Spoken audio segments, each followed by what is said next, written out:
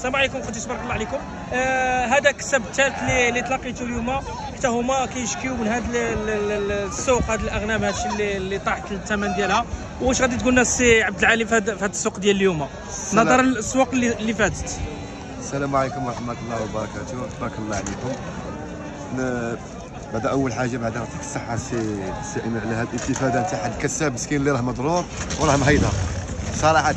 السوق في الاول كان خويا كان شاعل كان زين، دوكا خويا السوق راه زايد وراه ينقص، يعني بحال نقولوا حتى هذيك السلعه اللي تدخل من الخارج عندها الدعم، وهاد الكسابه اللي عندهم الخروف تاع البلده يعني بحال نقولوا البلدي ما عندهاش الاعانه.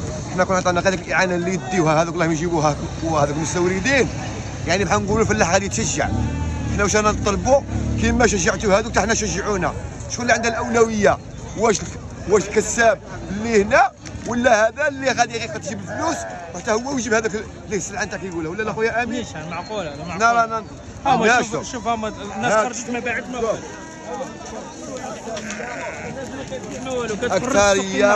الاكثريه خويا راه كاينه غير السوام. هنا راه غير السوام كاينه هنا، ما كان حتى حيه. الناس راها غاتشوف، الناس كتساوم وكتمشي، وحتى هذاك السوام اللي كان تاع في الاول ما بقاش، يعني طاحت تقريبا واحد 500 درهم 600 درهم.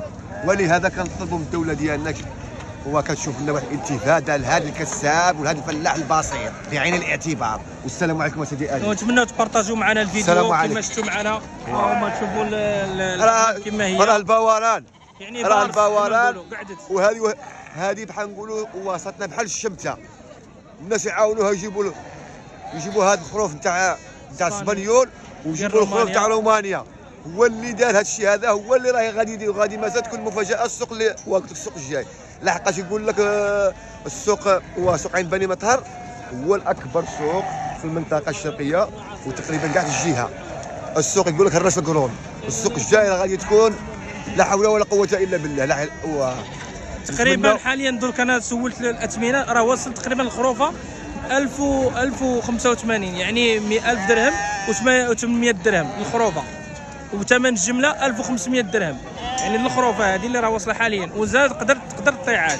المهم هادشي الميساج اللي بغيت نوصل لكم، نتمنوا تبارطاجوا معنا الفيديو. نتمناو الدوله خويا كما عاونتني هذو اللهم يجيبوه يستوردوا حتى حنا يعاونونا، حنا اللي خصنا بالنسبه للدعم ديال الفلاحه راه كيعاونوكم. لا اسمح لي يا حبيبي 15 لا ما كان والو والله كان شي حاجه. لا الدعم كيعطيكم من الوزاره الفلاحيه ديال واش تاع الزراعه العلف وهذاك الشيء. واش تاع الزراعه كاينين الناس كاع، شوف كاينين الناس هنا كاع ماشي فلاحه وكيماركوا كيدوزوا كيبيعوا على برا.